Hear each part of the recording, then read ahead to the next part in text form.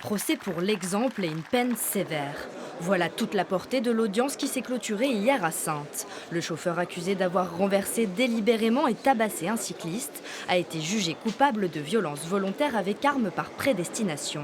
Il écope finalement de 3 ans de prison, dont 2 avec sursis.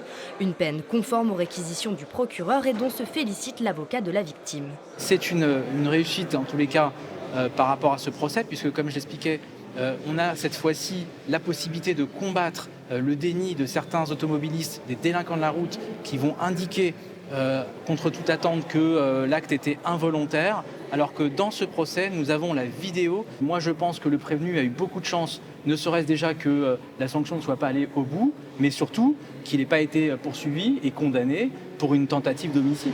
Si l'accusé a nié les faits de violence, soutenant qu'après l'accident, le cycliste a foncé tête baissée sur lui, l'enregistrement vidéo rediffusé lors de l'audience contredit sa version. Des faits rarement étayés de preuves, comme dans cette affaire, et qui permettent aux cyclistes de l'association Mon vélo est une vie, partie civile lors du procès, de voir en ce verdict une décision historique. À chaque fois, la personne qui renverse le cycliste n'a rien. Aujourd'hui, ça a changé et c'est une première en France. Et moi, je peux vous assurer qu'on a fait un grand pas aujourd'hui. Et on a prouvé à toute la France que maintenant, il va falloir respecter les cyclistes sur la route. Le prévenu devra également verser 6 715 € d'indemnité à la victime et ne pourra pas repasser son permis de conduire pendant 2 ans.